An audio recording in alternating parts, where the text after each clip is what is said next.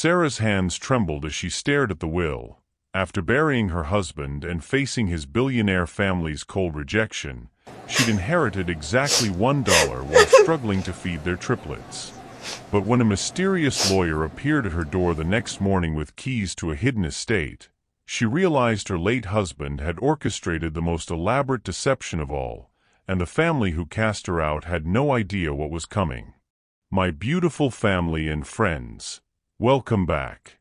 If you're ready for another unforgettable story, do me a quick favor, hit that like button. Why?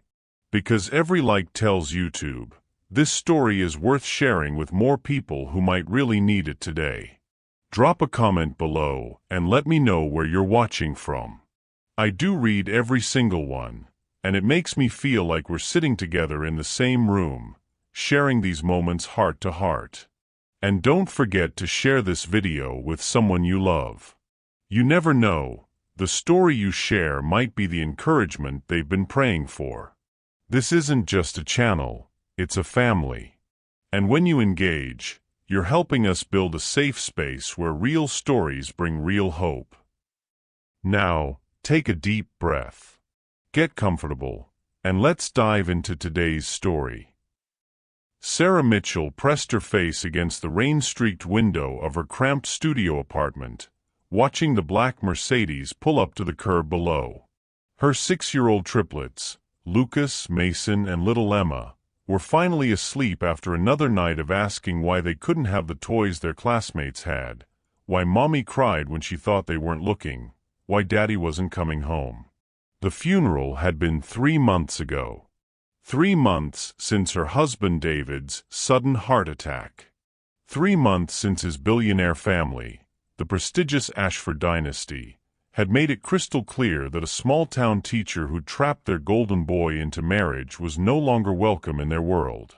The reading of the will yesterday had been the final humiliation.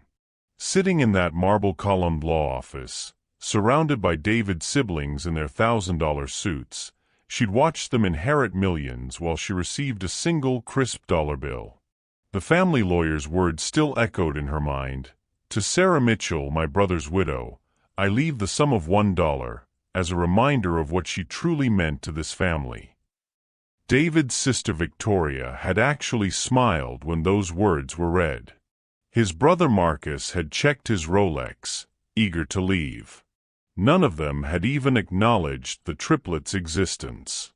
Now, as Sarah watched an elderly man in an expensive coat step out of the Mercedes, her heart hammered against her ribs. Another bill collector, probably. The stack of unpaid notices on her kitchen table seemed to grow taller each day. Rent, utilities, medical bills from David's final hospital stay that his family had refused to cover. The knock came soft but insistent. Sarah glanced at the triplets' makeshift bedroom, where 3 small bodies shared 2 twin mattresses pushed together on the floor. She'd sold their proper beds 2 weeks ago. Mrs. Mitchell? The voice carried through the thin door with surprising warmth. My name is Edmund Blackwood. I represent your late husband's legal affairs. I have something rather urgent to discuss with you. Sarah's throat tightened. Legal affairs? David's family had been very clear that all legal matters were settled. She cracked the door open, keeping the security chain latched. The elderly man had kind eyes behind wire-rimmed glasses, and despite his clearly expensive clothing, his smile was genuine.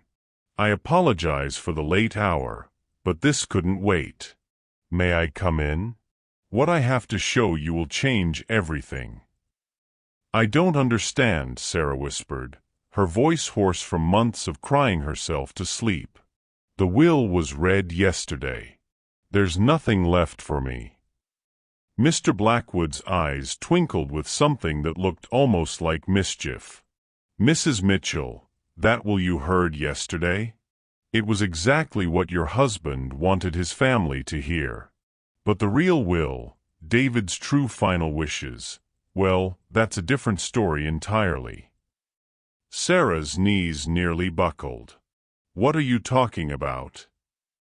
"Your husband was far more clever than his family ever gave him credit for," Blackwood said, reaching into his coat pocket and withdrawing an ornate key that seemed to catch the dim hallway light. "He knew they would try to cut you out, so he spent 2 years preparing for this exact moment. That dollar you inherited? It's not an insult, Mrs. Mitchell. It's a code." The triplets stirred in their sleep, and Sarah automatically glanced toward them. When she looked back, Blackwood was holding out an envelope sealed with red wax, the kind of official correspondence she'd only seen in movies. "David left you something his family doesn't even know exists," he continued, his voice dropping to barely above a whisper. "Something worth more than all their inherited millions combined. But Mrs. Mitchell, we need to move quickly. Tomorrow morning, they'll discover what your husband really did, and when they do—" He paused, studying her face intently. "When they do, they'll realize that the woman they just humiliated, the mother they tried to leave destitute, is about to become the most powerful person in the entire Ashford empire." Sarah stared at the key in Blackwood's outstretched palm, her mind reeling. Through the thin walls, she could hear Emma murmur "Mama" in her sleep, and the sound broke something open in her chest. "What do you think Sarah should do? Would you trust a mysterious stranger appearing at your door with promises that seem too good to be true? Drop your thoughts below, because what happens next will determine not just Sarah's future, but the fate of the entire Ashford family fortune." The key seemed to pulse with possibility in the hallway's dim light, and Sarah realized that everything she thought she knew about her husband, his family, and her own future was about to shatter like glass. Sarah's fingers closed around the ornate key, its weight somehow heavier than seemed possible for such a small object. The metal was warm, as if it had been waiting for her touch. "I need to see my children," she whispered, her maternal instincts overriding everything else. Whatever game this was, whatever David had planned, the triplets came first. They always came first. Blackwood nodded with understanding. "Of course. But Mrs. Mitchell, may I suggest we let them sleep? Where we're going, it might be overwhelming for young minds at first." "Where exactly are we going?" Sarah demanded, suddenly aware that she was standing in her doorway at nearly midnight, holding a stranger's key while her children slept mere feet away. "To the RAVENCREST estate. Your husband's real inheritance to you." Sarah's blood turned to ice. She knew that name. Every resident of their small Connecticut town knew that name. RAVENCREST had been abandoned for over a decade, a sprawling mansion that sat like a Gothic monument on 50 acres of pristine land. Local teenagers dared each other to approach its rusted gates, spinning ghost stories about the mysterious family who'd once lived there. "That's impossible," she breathed. "The RAVENCREST family disappeared years ago. The estate's been empty." "Has it?" Blackwood's smile was enigmatic. "Mrs. Mitchell, your husband wasn't just David Ashford, the black sheep who fell in love with a small-town teacher. He was also David RAVENCREST, heir to a fortune that makes his family's wealth look like pocket change." The world tilted. Sarah gripped the doorframe to keep from falling. "You're lying." "Your husband's full name was David RAVENCREST Ashford. The Ashfords never knew about his maternal inheritance because the RAVENCREST family values discretion above all else. David spent 2 years secretly moving assets, preparing for the day his paternal family would try to destroy you." Sarah's mind raced back through her marriage. David's mysterious business trips. The times he'd disappear for weekends, claiming work obligations. His uncanny knowledge of investments that had seemed too good to be true. The way he'd always insisted on keeping certain documents in a safety deposit box she'd never seen. "Mama." Emma's small voice cut through the revelation like a knife. Sarah spun to see her daughter standing in the doorway of their makeshift bedroom, rubbing her eyes with tiny fists. Her dark hair, so like David's, was a mess of tangles, and her favorite stuffed rabbit dangled from one arm. "I heard talking," Emma whispered. "Are the mean people coming to take our house again?" Sarah's heart shattered. 2 weeks ago, their landlord had threatened eviction, and the triplets had heard every word. Since then, Emma had nightmares about mean people taking away their home. "No, sweetheart," Sarah knelt down, pulling Emma into her arms. "No one's taking our house." "But Lucas said we might have to live in the car like the lady at the park," Emma continued, her voice trembling. "And Mason's been hiding his Halloween candy because he thinks we won't have food." Over Emma's head, Sarah met Blackwood's eyes. The old lawyer's expression had softened, and she saw something she hadn't expected: genuine concern. "Mrs. Mitchell," Blackwood said quietly, "your children will never want for anything again. David made certain of that." Emma looked up at the stranger with the wide, fearless curiosity that only 6-year-olds possessed. "Who are you? Are you here about Daddy?" "I am," Blackwood replied, crouching down to Emma's level. "Your daddy left something very special for you and your brothers and your mama.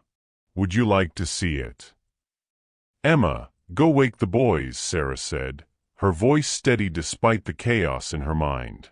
"Tell them to put on their warmest clothes. We're going on an adventure." At night time, Emma's eyes went wide with excitement. "At night time," Sarah confirmed. As Emma raced back to wake her brothers, Sarah turned to Blackwood.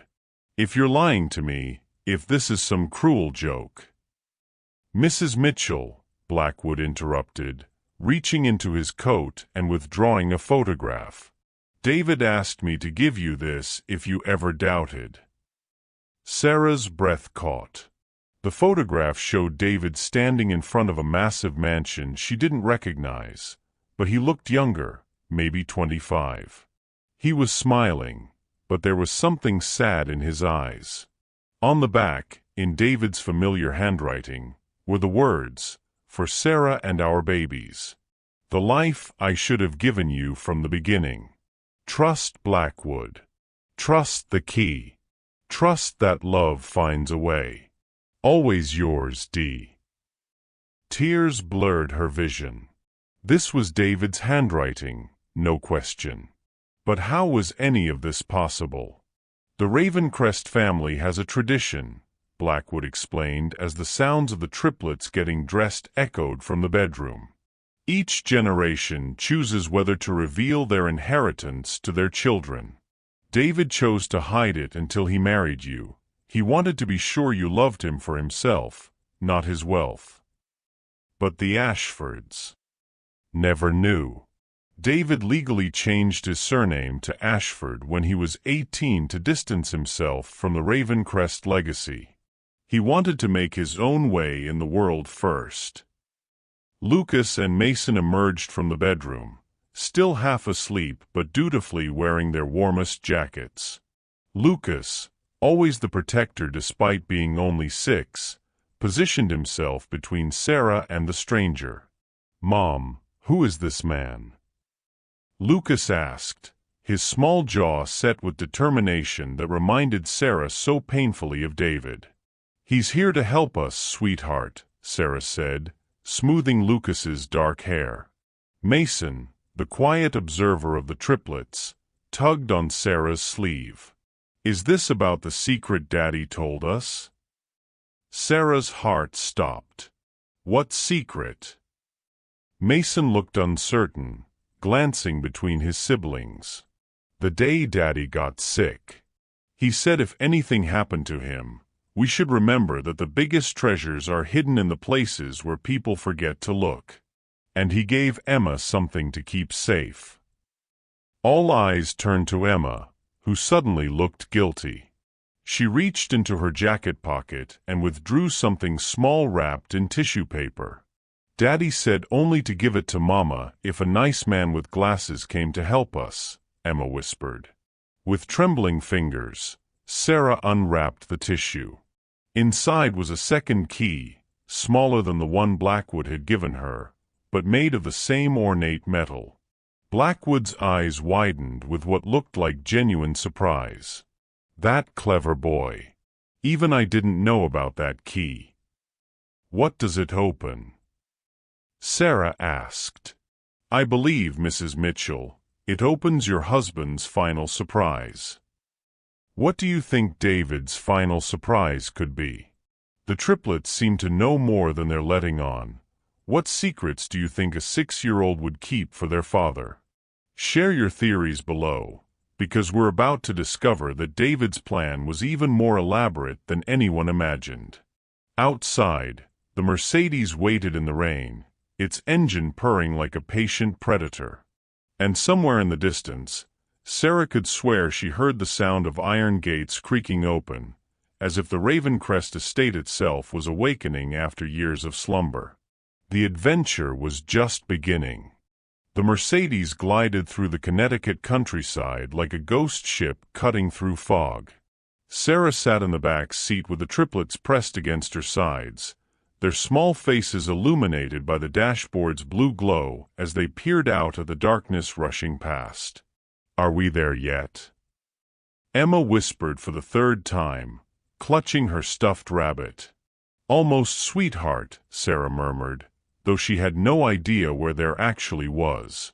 The ornate key felt warm in her palm, and David's smaller key, Emma's secret, was safely tucked in her jacket pocket next to her heart. Blackwood caught her eye in the rearview mirror. "Mrs. Mitchell, I should prepare you for what you're about to see. The RAVENCREST estate has been maintained during its supposed abandonment." "Maintained by whom?" Sarah asked, though she wasn't sure she wanted to know the answer. "Your husband established a trust 20 years ago. The estate has a full staff who've been sworn to secrecy, waiting for the day he would return with his family." Lucas sat up straighter, his 6-year-old mind processing this information with startling clarity. "So Daddy had another house? A secret house?" "He had another life, son," Blackwood replied gently.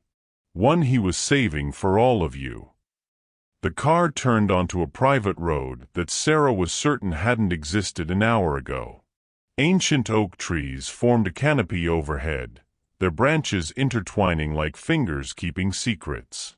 And then, through the darkness, she saw them, the iron gates of RAVENCREST estate. But these gates weren't rusted or abandoned. They gleamed in the moonlight, and as the Mercedes approached, they swung open silently, as if recognizing their arrival. "How is that possible?" Sarah breathed. "Motion sensors," Blackwood explained. "Your husband was quite fond of technology. Said it was the best way to keep the past and future connected." The estate that emerged from the darkness wasn't the Gothic ruin Sarah had expected. It was a masterpiece, a sprawling mansion that seemed to glow with warm light from within, its gardens meticulously maintained, its fountain dancing in the moonlight. It looked like something from a fairy tale, too beautiful and perfect to be real.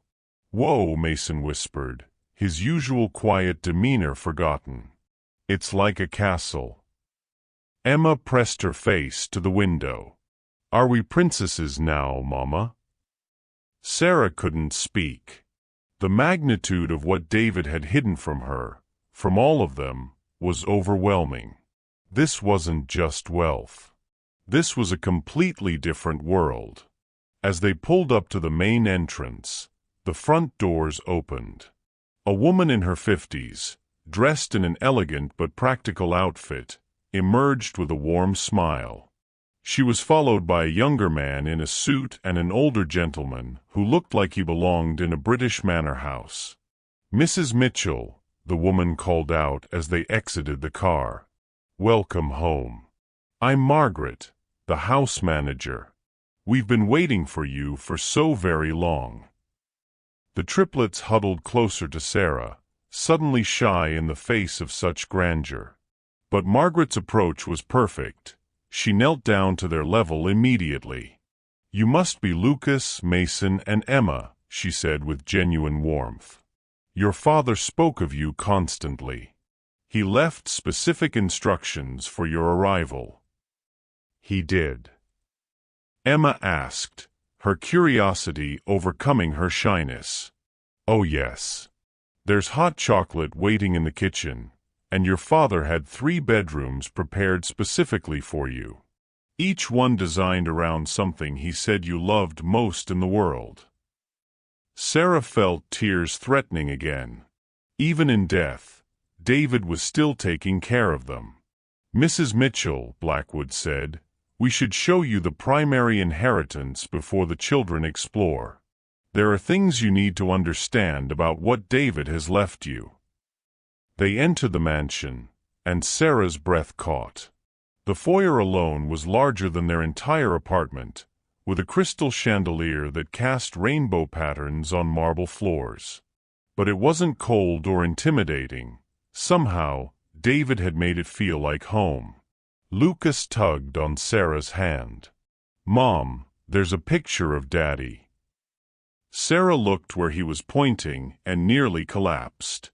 A portrait of David hung on the main wall, but this wasn't the David she'd known. This David wore expensive clothes and stood with the confidence of someone who'd never worried about money. Yet his eyes held the same love, the same warmth she'd fallen in love with. "This way, please," Margaret said, leading them down a hallway lined with more portraits. "The master study is where your husband spent most of his time when he visited." The study was massive, with floor-to-ceiling bookshelves and a desk that looked like it could run a small country.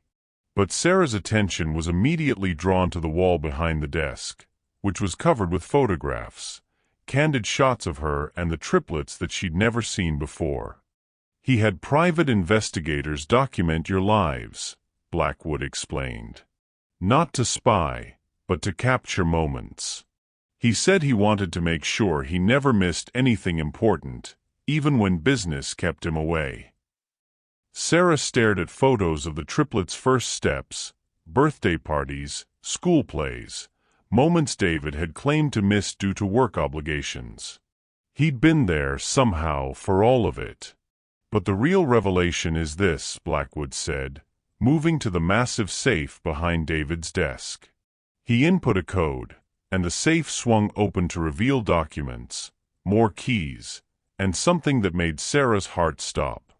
Stock certificates, bank statements, legal documents, all bearing the name RAVENCREST Holdings. "Mrs. Mitchell," Blackwood said solemnly, "your husband didn't just inherit wealth. He built an empire.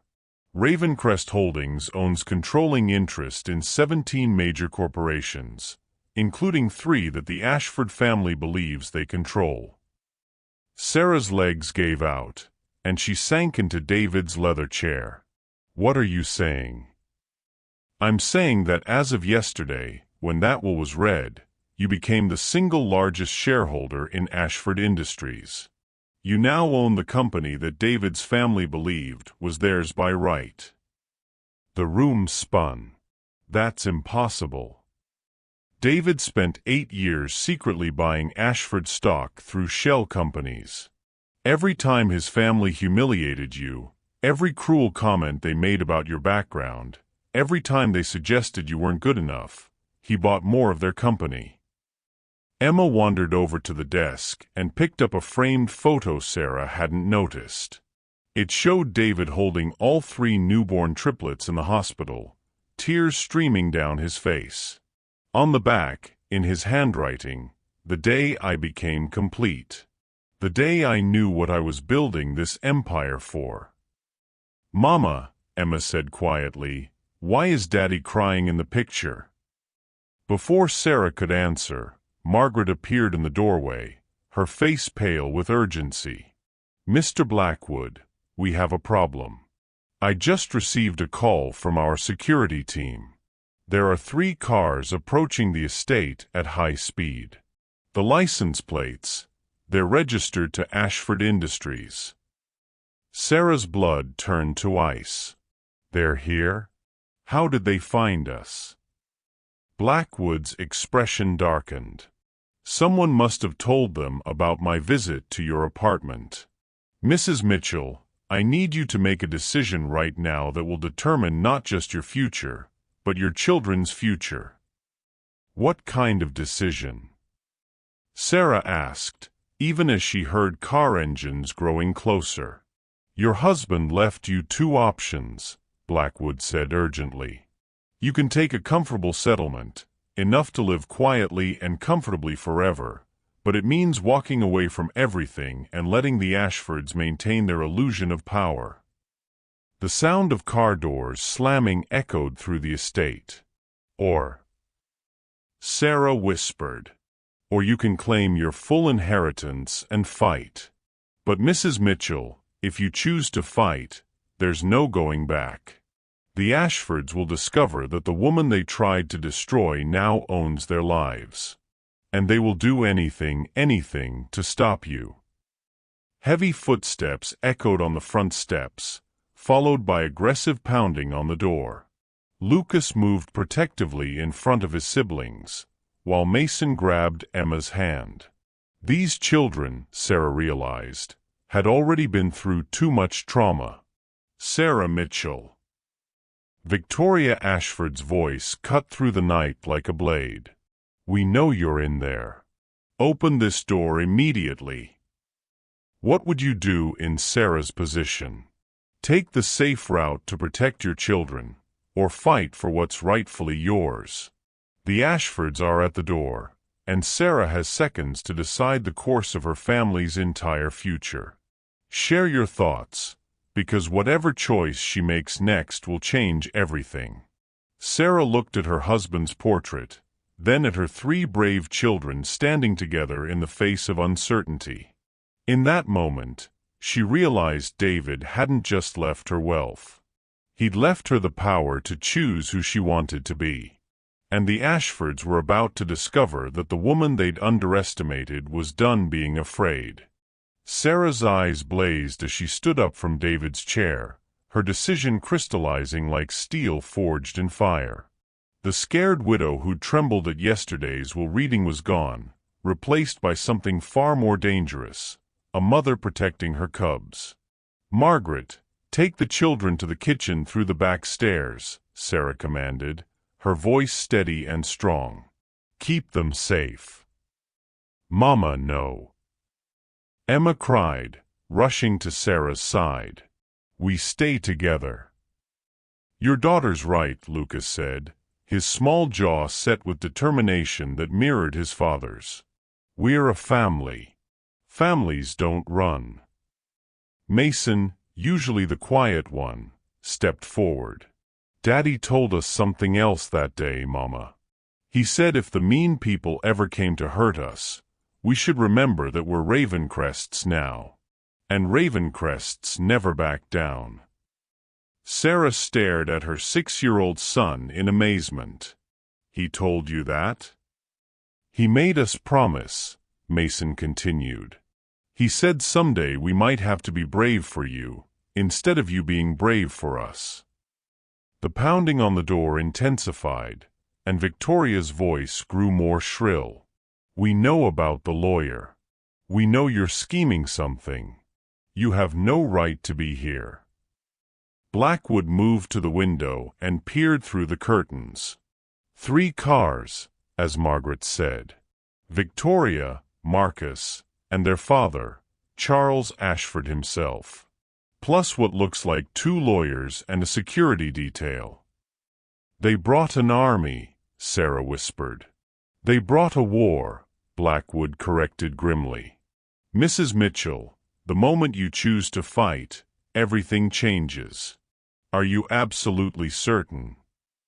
Sarah looked at her children, standing together with a courage that broke her heart and made her proud simultaneously. Then she looked at David's portrait, and for just a moment, she could swear she saw him nod. "I'm certain," she said. "But we do this smart. What exactly am I walking into?" "You're walking into a chess match where your husband spent 8 years setting up the board," Blackwood replied, moving to the safe and withdrawing a thick file. David anticipated this exact scenario. He's left you a complete battle plan. The front door's pounding stopped abruptly, replaced by an ominous silence. "That's not good," Margaret said, appearing in the doorway despite Sarah's instructions to leave with the children. "Charles Ashford doesn't give up that easily." As if summoned by her words, Charles Ashford's voice boomed through the mansion's intercom system. Sarah's blood froze. How had they accessed the house's communication system? "Sarah Mitchell, this is Charles Ashford. You have 30 seconds to open this door, or we'll open it ourselves. My son may have been foolish enough to marry beneath his station, but I will not allow his mistake to tarnish this family's legacy." Emma's small fist clenched. "I don't like that man's voice, Mama. It sounds like the monster in my nightmares." "That's because he is a monster, sweetheart," Sarah said, surprised by her own boldness. "But monsters can be defeated." Blackwood handed her the thick file. David's contingency plan. He called it Operation Checkmate. Everything you need to know about how to destroy the Ashford Empire is in there. Sarah flipped it open and gasped. The first page was a handwritten letter in David's familiar script. "My beloved Sarah, if you're reading this, it means they've shown their true colors and tried to destroy you and our children. I'm sorry I couldn't protect you myself, but I've given you something better, the power to protect yourself. What you hold in your hands is 8 years of investigation into my family's darkest secrets. Tax evasion, insider trading, bribery, embezzlement, everything they've done to build their empire while destroying other families like yours. The choice is yours, my love. You can walk away with enough money to live comfortably forever. Or you can use this information to ensure that no other widow, no other family, ever suffers what they've put you through. I know what choice you'll make. You have the heart of a warrior, Sarah Mitchell. Now you have the weapons to match. All my love, always, David. P.S. The children know more than they've told you. When the time comes, ask Emma about the treasure hunt game we played." The intercom crackled again. "Time's up," Charles growled. The sound of shattering glass echoed from the front of the mansion. "They're breaking in," Margaret gasped. "No," Lucas said calmly, walking to another window. "They're trying to. Look." Sarah rushed to the window and saw something impossible. The broken glass was reforming itself, and steel shutters were sliding down over all the ground floor windows with mechanical precision. "What in the world?" Sarah started. "Security system," Emma said matter-of-factly. "Daddy showed us during the treasure hunt game. He said this house protects the people who belong here. And it keeps out the people who don't," Mason added. Blackwood stared at the children in amazement. "David taught you about the house's security protocols?" "He taught us lots of things," Lucas said. "Like the safe room in the basement, and the secret tunnels that lead to the stables, and the really cool way to turn on the—" The mansion suddenly blazed with light, not just interior lighting, but powerful exterior floodlights that turned the night into day. Sarah could see the Ashford security team stumbling backward, temporarily blinded. "Lights," Lucas finished with a grin. Charles Ashford's voice returned, but now it carried a note of uncertainty. "What is this place?" Victoria's shriller tones followed. "I don't care what kind of tricks she's using. She's a nobody from nowhere, and I won't let her steal what's ours." "Actually," Sarah said, surprised by the steel in her own voice, "I think it's time I introduced myself properly." She walked to the intercom system and pressed the button that would broadcast her voice throughout the grounds. "Charles Ashford," she began, her voice carrying across the floodlit estate. "This is Sarah Ravencrest. Yes, Ravencrest. Speaking as the majority shareholder of Ashford Industries and 17 other corporations you believed you controlled." Silence. Then an explosion of angry voices from outside. "Impossible. She's lying. This is some kind of fraud." Sarah looked down at the file in her hands and smiled, a smile that would have made David proud. "Margaret, could you please prepare the main dining room? I think it's time the Ashford family learned what real power looks like." "Mama," Emma tugged on her dress, "should we tell them about Daddy's other surprise?" "What other surprise?" Sarah asked. Emma grinned, looking exactly like David when he was planning something mischievous. "The one in the basement. The really, really big surprise that Daddy said would make the mean people go away forever." Blackwood and Margaret exchanged glances. "Mrs. Mitchell," Blackwood said slowly, "I think your husband may have been even more thorough than I realized."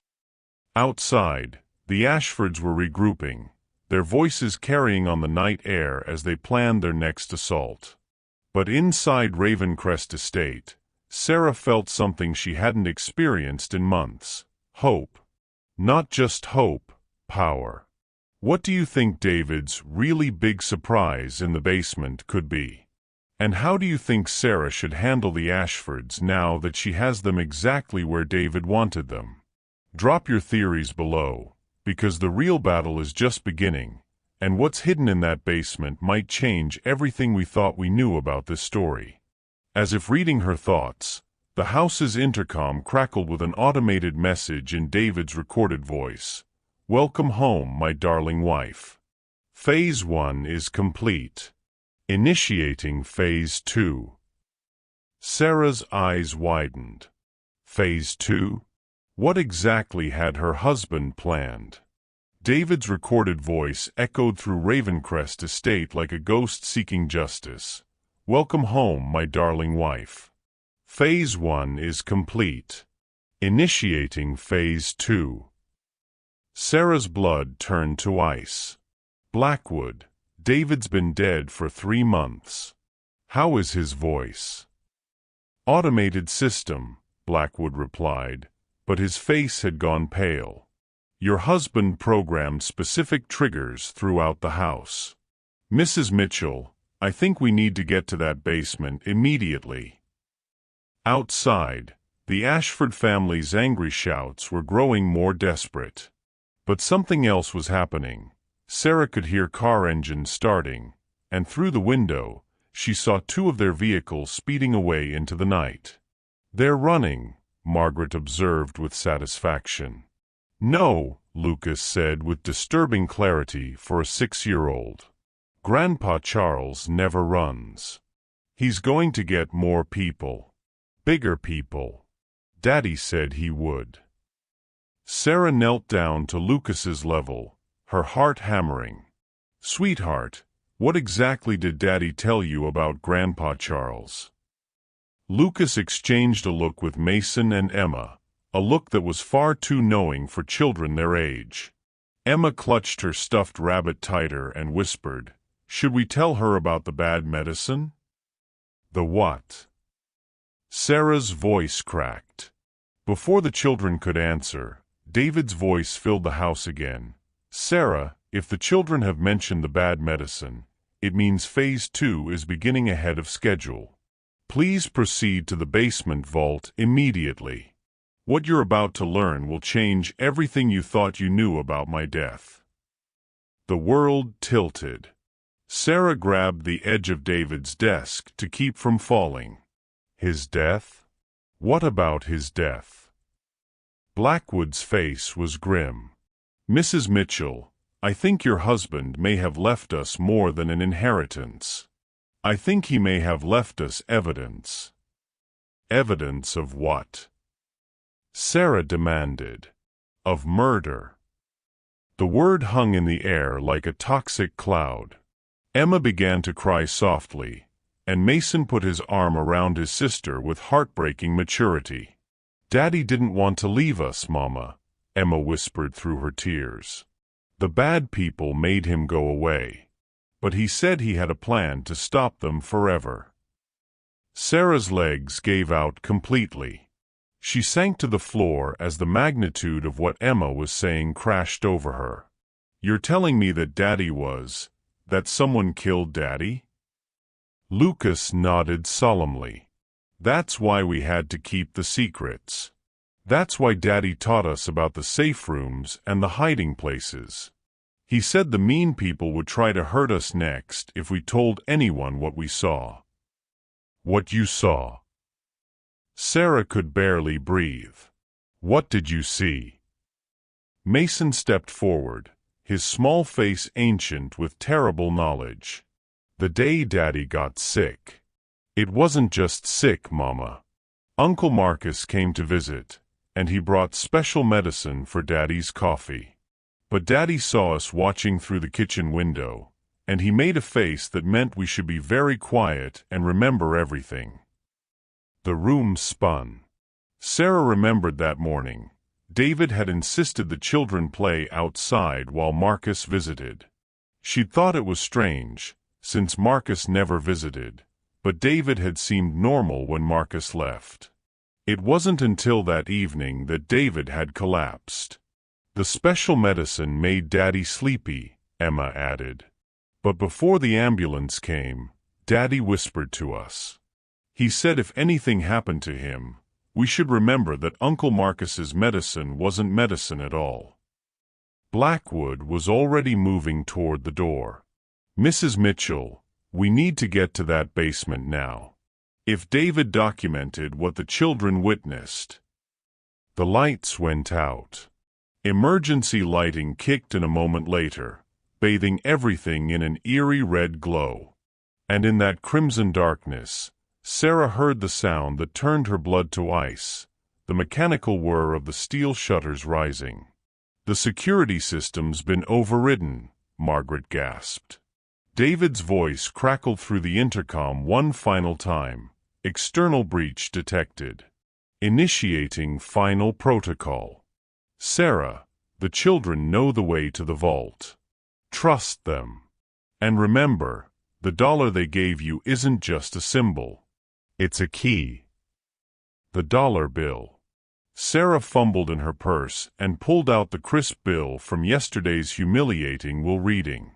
In the emergency lighting, she could see something she'd missed before, tiny perforations in the paper forming a pattern.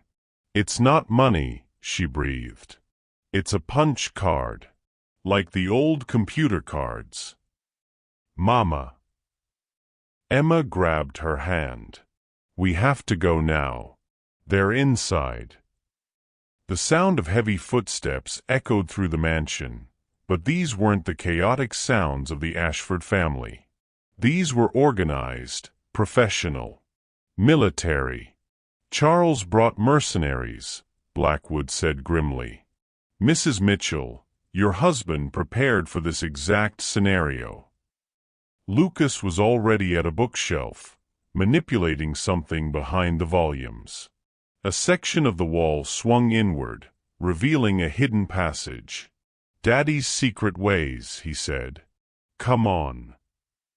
As they hurried into the hidden corridor, Sarah's mind reeled with the implications of everything she'd just learned.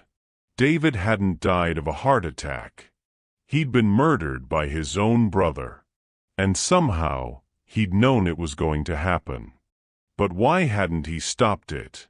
Why had he let Marcus kill him? The corridor led to a steel elevator that descended far deeper than any normal basement. When the doors opened, Sarah stepped into something that looked like a high-tech command center. Banks of computers, surveillance monitors showing every inch of the estate, and filing cabinets that seemed to stretch on forever. But it was the wall-mounted screens that made Sarah's knees buckle. They showed surveillance footage from her own home, Marcus entering their kitchen, slipping something into David's coffee cup, David noticing and glancing toward the window where the triplets were playing. And then footage of David, later that same day, sitting in this very room, speaking directly into a camera. "Hello, my love," the recorded David said, his face filled with devastating sadness. "If you're watching this, it means my plan worked. It means Marcus finally made his move, and now we have him." Sarah sank into the chair facing the screen. The children clustered around her as their father's image continued. "I've been documenting my family's crimes for 8 years, ever since I discovered they murdered the original RAVENCREST family to steal their fortune. Yes, Sarah, the family I inherited from was murdered by the ASHFORDs. I am the last surviving RAVENCREST, and they've been trying to eliminate me since the day I married you." The world shattered and reformed. Everything, David's secrecy, his mysterious trips, his insistence on keeping certain documents hidden, suddenly made perfect, horrible sense. "I could have stopped Marcus," David continued from beyond the grave. "I could have avoided drinking that coffee. But then they would have found another way, another time, when I couldn't protect you and the children. So I made a choice. I let them think they'd won." What do you think about David's ultimate sacrifice? Would you have made the same choice, letting yourself be murdered to protect your family and ensure justice? This revelation changes everything we thought we knew about the story. Share your thoughts below, because David's plan is far from over. On the screen, David smiled, the same loving smile Sarah had fallen in love with 7 years ago. Phase 3 begins now, my darling. And Charles Ashford is about to discover that dead men make the most dangerous enemies of all. Above them, Sarah could hear the mercenaries searching the house.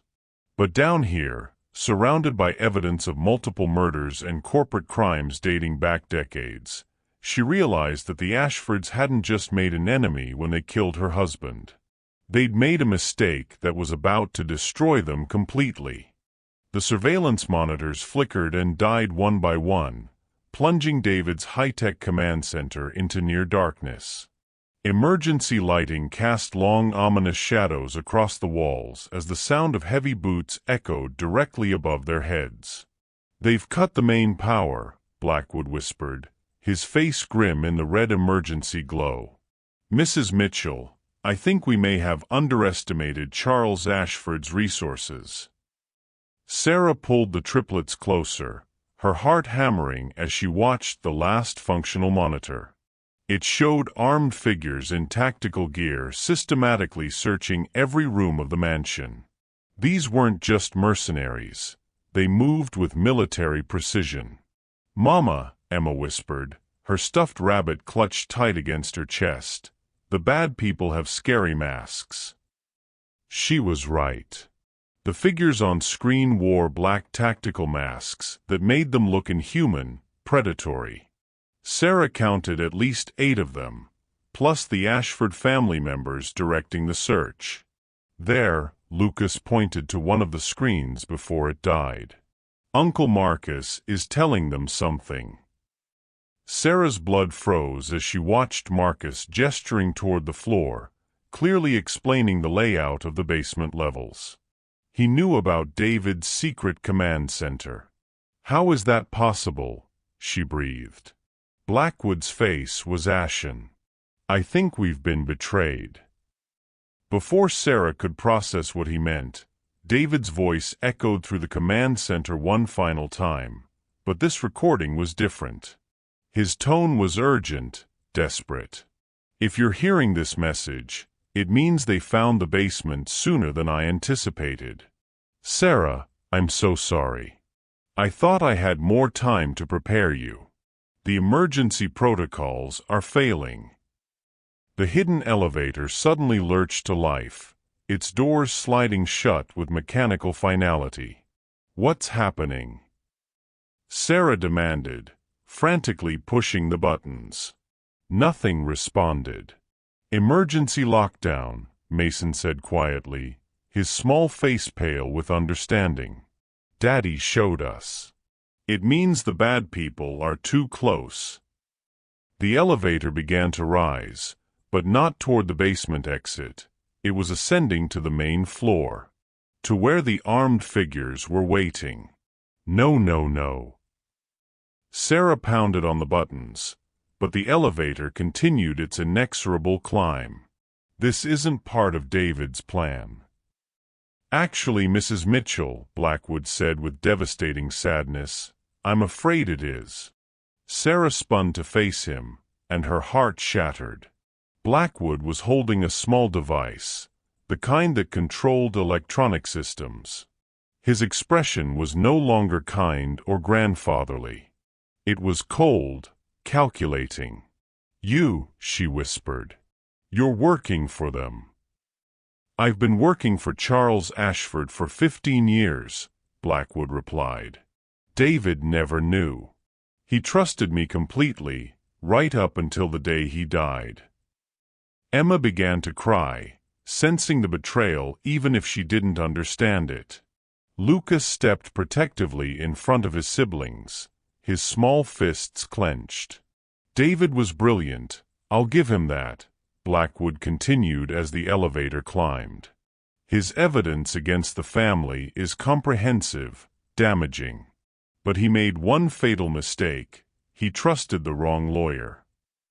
"All of this," Sarah's voice cracked, "the mansion, the inheritance, the keys, it was all a trap?" "Oh, the inheritance is real," Blackwood said. "David did leave you everything.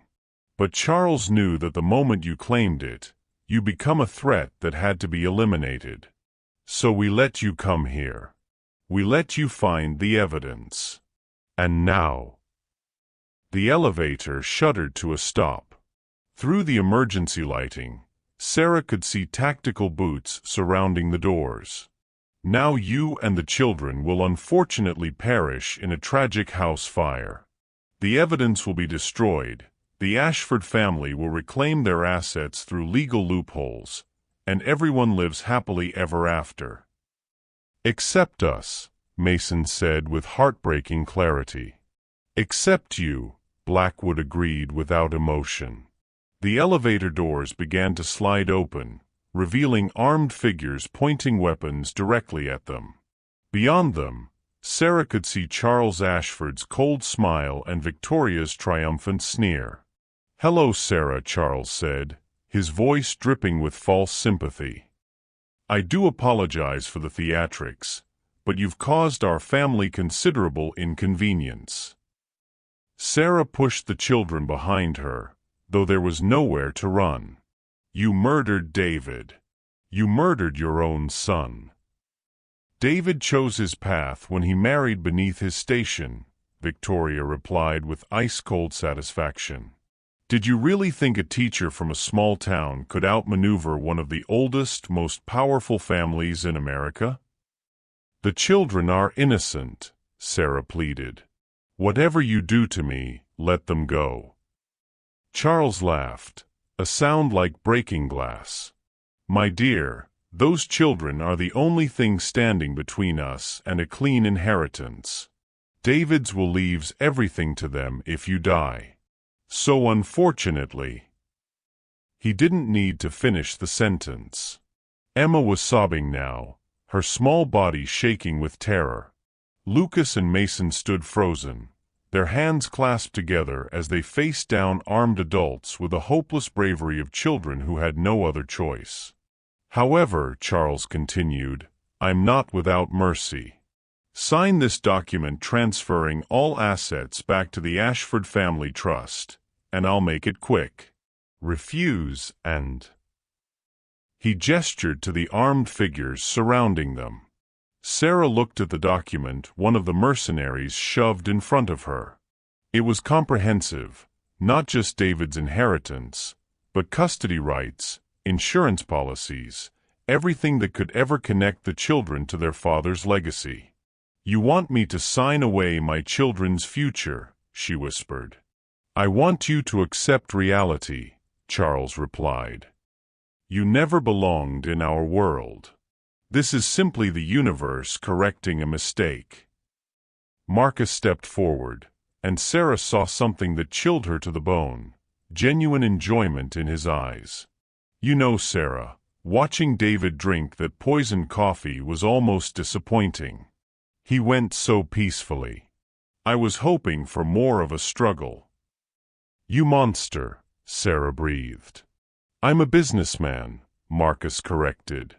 "Eliminating competition is simply good practice." One of the tactical figures raised his weapon, the red laser sight dancing across Sarah's chest. Emma screamed, a sound that seemed to tear through Sarah's soul. And then, impossibly, all the lights went out completely. Not emergency lighting. Not backup power. Complete, absolute darkness. In the chaos that followed, shouting, confusion, the sound of equipment crashing, Sarah heard something that made her heart leap. David's voice, crystal clear through hidden speakers. "Hello, Charles. Surprise. I'm not as dead as you think. What do you think is happening? How could David still be alive, or is this another recording?" And with Sarah and the children trapped with armed mercenaries in complete darkness, how could this possibly end well? Drop your thoughts below, because what's about to happen will determine whether this family survives the night. In the darkness, Sarah felt small hands grabbing hers, her children, still trusting her to find a way out of the impossible. But as Charles Ashford's enraged voice echoed through the blackness, demanding his men restore power and find them, Sarah realized that this nightmare was far from over. The real battle was just beginning. The darkness lasted exactly 30 seconds, long enough for hope to bloom in Sarah's chest, long enough for her to believe that somehow, impossibly, David had found a way to save them from beyond the grave. Then the lights blazed back on with merciless clarity. The tactical team hadn't moved. Their weapons were still trained on Sarah and the children with unwavering precision. Charles Ashford was smiling, not the cold businessman smile from before, but something far worse, genuine amusement. "Did you really think," he said, his voice dripping with condescension, "that my dead son could outsmart me with parlor tricks?" Victoria laughed, a sound like breaking crystal. "Oh, Sarah, you sweet, naive little thing. That recording? We triggered it. We control this entire house now." Sarah's heart plummeted as the devastating truth crashed over her. The lights going out, David's voice, it had all been theater. A cruel joke designed to give her hope before crushing it completely. "But how?" she whispered. "Because your husband wasn't half as clever as he thought he was," Marcus said, stepping into the elevator. Every single one of his contingency plans was monitored, catalogued, and neutralized. We've been watching this pathetic scheme unfold for months. Blackwood held up a tablet showing surveillance footage, not of the house, but of Sarah's apartment over the past 3 months. Sarah watched herself crying at the kitchen table, struggling to feed the children, selling their belongings to pay rent. "We watched you suffer," Blackwood said with clinical detachment. "We could have acted at any time, but Charles wanted to see how far you'd fall before we finished you." "You've been playing with us," Sarah breathed, her voice breaking. "This whole time, you've been playing with us like cats with mice." "Precisely," Charles confirmed. "And now the game is over." One of the tactical figures stepped forward and roughly grabbed Lucas by the arm. The 6-year-old cried out, and Sarah lunged forward instinctively. "Don't touch my children," she screamed. The mercenary's hand slammed into her face, sending her sprawling to the floor. Blood poured from her split lip as stars exploded across her vision. "Mama!" Emma sobbed, trying to run to her mother, but another figure grabbed the little girl around the waist, lifting her off the ground despite her desperate struggles. "Let them go." Sarah struggled to her feet, her world spinning. "I'll sign anything you want. Just don't hurt my babies." "Oh, Sarah," Victoria said with mock sympathy, "you still don't understand. We're not letting them go. We're keeping them." The words hit Sarah like a physical blow. "What?" "The Ashford bloodline must continue," Charles explained matter-of-factly. "Those children carry David's DNA. They're family assets. We'll raise them properly, turn them into the kind of Ashfords they should have been from the beginning." "You're insane," Sarah whispered. "We're practical," Marcus corrected. "The children will be told their mother died in a tragic accident. They'll be educated at the finest schools, given every advantage, and eventually take their rightful place in the family business. They'll never remember you existed." Mason, who had been silent with terror, suddenly found his voice. "We'll never forget Mama. Never." The mercenary holding him shook him roughly, and Mason's small cry of pain sent Sarah into a feral rage. She launched herself at the armed figure, but two others grabbed her, slamming her back against the elevator wall with brutal force. "Please," she begged, tasting blood. "They're just babies. They need their mother." "They need proper guidance," Victoria said coldly. "Something you've obviously failed to provide. Look at them, living in squalor, traumatized, clinging to fantasies about their dead father." "The transition will be difficult," Charles acknowledged, "but children are resilient. In a few years, they won't even remember this unpleasantness."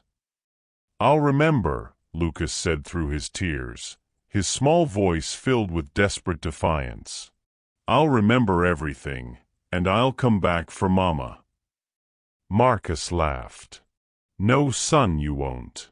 Because where Mama is going, no one ever comes back from." Sarah's blood turned to ice. "What do you mean?"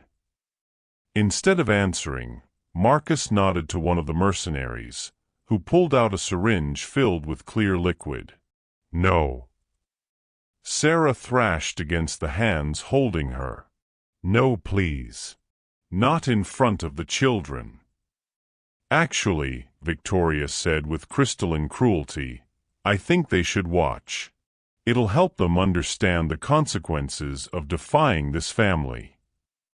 Emma was screaming now, her small fists beating helplessly against the mercenary holding her. Lucas was shouting at them to let his mother go, his voice cracking with the kind of anguish no 6-year-old should ever feel. Mason had gone completely silent, his eyes wide with shock and terror. "Please," Sarah's voice broke completely. "I'm begging you. Kill me, take everything, but don't make my babies watch. They'll never recover from this trauma."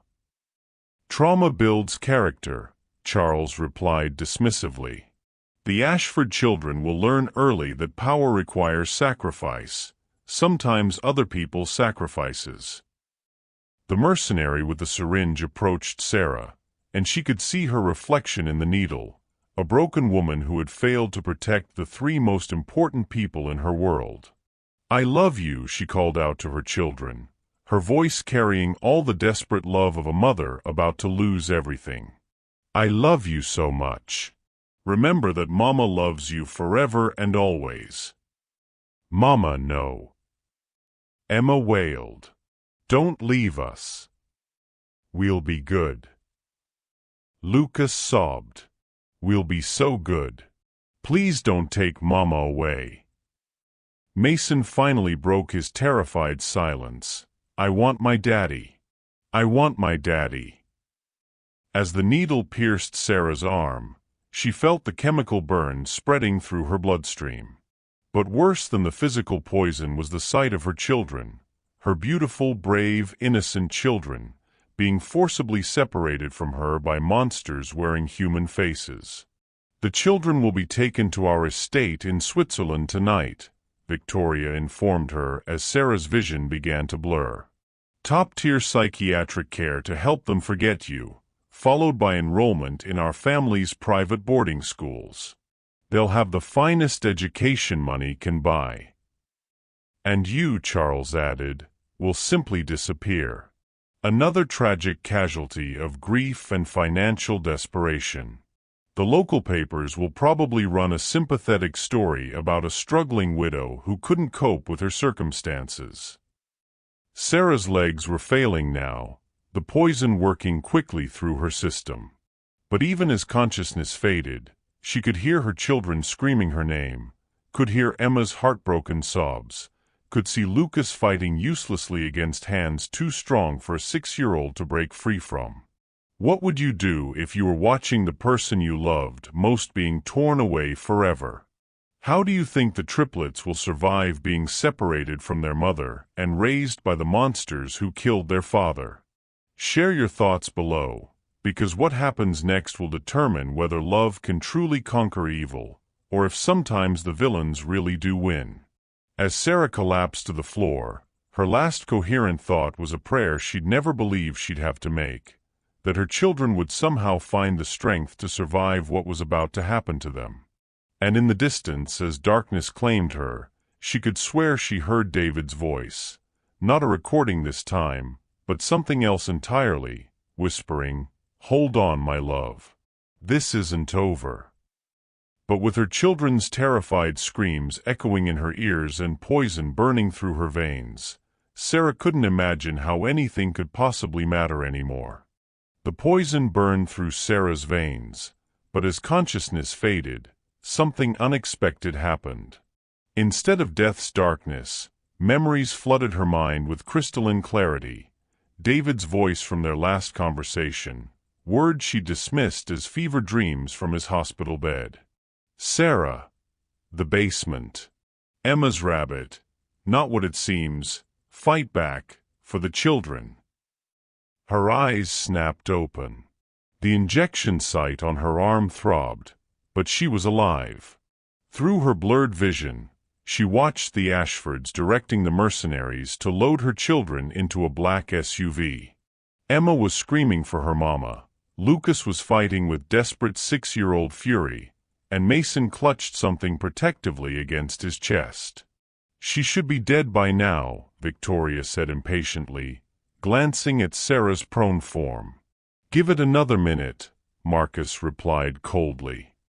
"I want to make sure she sees them disappear forever before she goes." But as Sarah lay there, rage began to burn away the chemical fog in her mind. These monsters had murdered her husband, terrorized her children, and now planned to steal them away forever. The broken widow who had begged for mercy was dying, and something far more dangerous was being born in her place. The rabbit. Sarah's eyes focused on Emma's stuffed rabbit, dropped during the struggle. David had given it to Emma just days before his death, insisting she keep it with her always. What had seemed like a father's loving gift now pulsed with possibility. Summoning strength she didn't know she possessed, Sarah slowly reached for the rabbit. Her fingers found a hidden seam, and inside, a USB drive and a small device that looked like a garage door opener. "If you're reading this, my love, it means they've made their final move," David's voice whispered in her memory. "Press the red button. Trust me. Fight back." Sarah's thumb found the red button and pressed it. Every light in the RAVENCREST estate died instantly. But more than that, hidden panels throughout the mansion slid open, revealing banks of cameras, recording equipment, and evidence files that had been documenting everything for months. In the chaos of absolute darkness, Sarah heard Charles Ashford's voice crack with the first hint of fear she'd ever heard from him. "What the hell is happening?" "The house has been recording everything since the moment you arrived," David's voice suddenly echoed through hidden speakers, clear as if he were standing beside her. "Every threat, every admission of murder, every plan to kidnap the children. It's all being live-streamed to news outlets across the country." Sarah's heart hammered. A recording. It had to be a recording. But David's voice continued with information that was happening in real time. "Charles, your mercenaries are realizing their accounts have been frozen. Victoria, your offshore holdings just became visible to the IRS. Marcus, that evidence you thought you destroyed? I made copies." Emergency lighting flickered on, revealing a scene of absolute chaos. The mercenaries were frantically checking their phones, their confidence evaporating as they discovered their payments had indeed been stopped. The children had managed to break free during the confusion and were running towards Sarah. "Mama!" Emma cried, throwing herself into Sarah's arms. "The bad people can't take us now." "How do you know that, sweetheart?" Sarah asked, though her own voice was growing stronger by the moment. "Because Daddy's computer voice said so," Lucas explained, his small face fierce with vindication. "He said he left us away to fight the monsters." Sarah looked up at the speakers as David's voice continued. "The USB drive contains 8 years of evidence against the Ashford family. Financial records, recorded conversations, documentation of 17 murders they've committed to protect their empire. Sarah, my darling, you now have everything you need to destroy them." "This is impossible," Victoria snarled, but her voice carried a note of panic. "He's dead. We watched him die." "Death has a funny way of not being permanent when you have enough money and the right connections," David's voice replied with dark amusement. "Sarah, in the main safe behind my portrait, you'll find something that will change everything." As if in a dream, Sarah walked to David's portrait and found the hidden mechanism. The safe opened to reveal not just money, but something far more powerful, controlling interest documents for dozens of corporations, including several that the Ashfords believed they owned. "My God," she whispered, her voice filled with wonder and growing fury. "David, you brilliant, crazy man.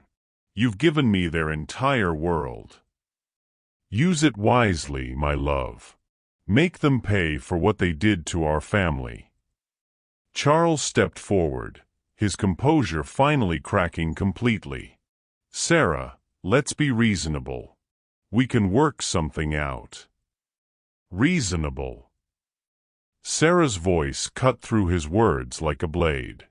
For the first time since this nightmare began, she felt truly powerful. "You murdered my husband. You terrorized my children. You tried to steal everything from us. And now you want to be reasonable." She stood to her full height, and in that moment, she wasn't the grieving widow who had lived in fear. She was a RAVENCREST. She was a mother whose children had been threatened. She was a woman with nothing left to lose and everything to fight for. "Get out of my house," she commanded, her voice carrying an authority that made even the mercenaries take a step back. "All of you. Get out now." "You can't just," Marcus started. "I can do anything I want," Sarah interrupted, holding up the ownership documents. "As of right now, I own 60% of Ashford Industries. I own your hotels, your media companies, your precious family legacy. So when I tell you to get out of my house, you get out." Charles's face went white. "That's impossible." "David spent 8 years systematically buying your companies through shell corporations," Sarah explained, her confidence growing with every word. "Every stock purchase, every acquisition, every business deal, he was building a web around you so tight that when the time came, you'd have nowhere to run." What do you think Sarah should do with this incredible power she's just discovered? Should she show mercy to the family that destroyed hers, or is it time for the Ashfords to learn what real justice looks like? Share your thoughts below, because the war between the Ravencrests and Ashfords is about to begin, and Sarah is no longer fighting defensively. As the Ashford family stumbled toward the exit, their mercenaries abandoning them as payment sources dried up, Sarah realized that everything was about to change. The real battle was just beginning. Sarah stood at the floor-to-ceiling windows of the penthouse office that had once belonged to Charles Ashford, watching the Manhattan skyline glitter in the afternoon sun. The brass nameplate on her desk now read Sarah Ravencrest, CO, and the view included 3 buildings that the Ashford family had been forced to sell to pay their mounting debts. Mrs. Ravencrest, her assistant announced, "The quarterly damage report is ready." Sarah smiled, not the broken smile of a grieving widow, but the calculated smile of a predator who had tasted blood. "Send it to my secure tablet, Rebecca. And remind me to review the Ashford family's latest difficulties before dinner." The triplets were thriving in their new life. Private tutors, art classes, writing lessons, everything David had dreamed of giving them. But more importantly, they were safe, protected by the kind of security that unlimited resources could provide. The war between the Ravencrests and Ashfords had been swift and brutal. Sarah's first strike had been surgical, using David's evidence to expose 3 decades of corporate fraud. She triggered federal investigations that froze the family's primary accounts. Their stock portfolio lost 40% of its value in the first week. But the Ashfords were old money, and old money knew how to fight back. Victoria had launched a vicious media campaign, painting Sarah as an unstable gold digger who had manipulated a grieving widower. Marcus used his political connections to block several of Sarah's acquisition attempts. Charles liquidated hidden assets to fund a legal team that challenged every move she made. "Mama," Emma said, running into the office with Lucas and Mason behind her, "Mrs. Peterson says we need to leave for writing lessons." "Of course, sweetheart." Sarah knelt to Emma's level, straightening her daughter's school uniform. "Are you happy here?" "Very happy," Emma replied solemnly. "But I still miss Daddy." "I know, baby. I miss him too." The truth was that Sarah had grown to love the power as much as she'd once feared it. Every Ashford property she acquired, every family friend she turned against them, every carefully orchestrated humiliation, it felt like justice for David, justice for her children's trauma. Her secure tablet chimed. The quarterly report showed the fruits of her labor. Ashford Industries stock, down 65%. Family net worth, reduced from $3.2 billion to $800 million. Victoria's Charity Foundation, dissolved due to embezzlement charges. Marcus's political career, ended by leaked recordings of him bribing judges. Charles's Manhattan penthouse, foreclosed and sold. But they were adapting, learning to fight her methods with methods of their own. Last month, they'd managed to block her acquisition of their media holdings by finding an international buyer willing to pay above market value. Victoria had started a new company under her daughter's name. Marcus was rebuilding his influence through dark money political contributions. The Ashfords were wounded, not dead. And wounded predators were often the most dangerous. Sarah's phone buzzed with an encrypted message. "They're planning something big. Meeting tonight at the old warehouse on Pier 47. A friend." She'd been receiving these anonymous tips for weeks, always accurate, always perfectly timed. Someone was feeding her intelligence on the Ashford family's moves, but she'd never been able to identify her mysterious ally.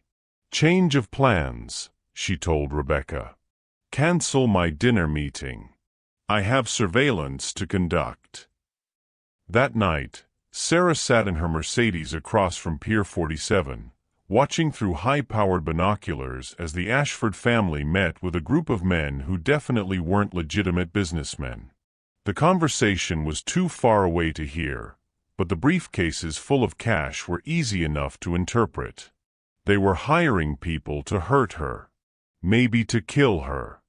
Sarah felt a chill that had nothing to do with the October wind. She'd won most of the battles, but if they were willing to resort to murder again, she might have pushed them too far. Her phone buzzed. Get out. Now. They know you're there. Sarah's blood froze. How could her anonymous ally know she was here unless... Headlights blazed in her mirrors. 3 cars, moving fast, boxing her in. Sarah slammed the Mercedes into drive and floored the accelerator, but the warehouse district had too many dead ends. Within minutes, she found herself trapped in an alley with nowhere to run. Charles Ashford stepped out of the lead car, flanked by the same kind of professional killers who had terrorized her children 3 months ago. "Sarah," he called out, his voice echoing off the brick walls. "Time to discuss terms of surrender." She rolled down her window, her hand hovering over the panic button that would alert her security team. "I don't surrender to murderers." "Then you die like your husband," Marcus said, stepping into the light. "We gave you a chance to take the money and disappear. You chose war instead." "I chose justice." "You chose suicide," Victoria corrected, her voice ice-cold. "Did you really think we'd let you destroy 4 generations of work without fighting back?" Charles gestured to his men, who began moving toward Sarah's car with military precision. "You've cost us nearly $3 billion, Sarah. Our reputation, our political influence, our social standing, all of it damaged or destroyed by your crusade." "Good," Sarah said defiantly, though her heart was hammering.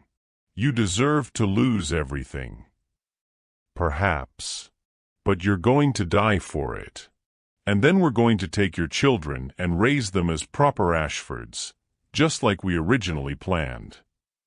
Sarah's finger moved toward the panic button, but one of the killers was already at her window, weapon drawn. "Step out of the car, Mrs. RAVENCREST." As Sarah slowly opened the door, her phone buzzed one final time. "Duck. Now." Sarah threw herself to the ground just as sniper fire erupted from the surrounding rooftops. The Ashford killers scattered, seeking cover, but they were outmatched and outgunned by whoever was protecting her. In the chaos of gunfire and shouting, Sarah heard Charles scream in rage, "This is impossible. Who's helping her?" A figure dropped from a fire escape into the alley, a man in tactical gear whose face was hidden by shadows and night vision equipment.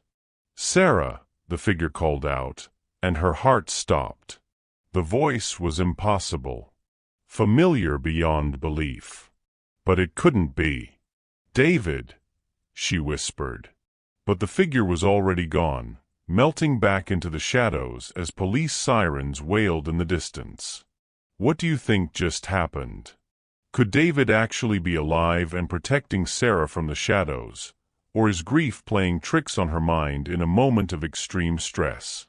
The war between the families has escalated to deadly violence, but who is this mysterious protector? Share your theories below, because the biggest revelation is yet to come. Hours later, as police questioned the Ashford family and hauled away their hired killers, Sarah sat in her penthouse, staring at a photograph of David on their wedding day. "It's impossible," she whispered to his smiling image. "You're dead. I held your hand when you died." But across the city, in a secure safe house, a man sat watching surveillance feeds of Sarah's building, his face clearly visible in the monitor's glow. David Ravencrest Ashford was very much alive. and he was tired of watching his family suffer while he remained in the shadows. It was time to come home. Will David reveal himself to Sarah and the children? How long has he been alive, and why did he fake his death? The Ashfords are wounded but not defeated, and now they know someone powerful is protecting Sarah. The real war is just beginning. Thank you so much for watching this story all the way to the end. If this touched your heart, then you're going to love the next one. It's just as powerful, and even more intriguing than you can imagine. So don't stop here. Check out more videos on my channel and continue the journey. I'll be waiting for you on the other side of that story. See you there.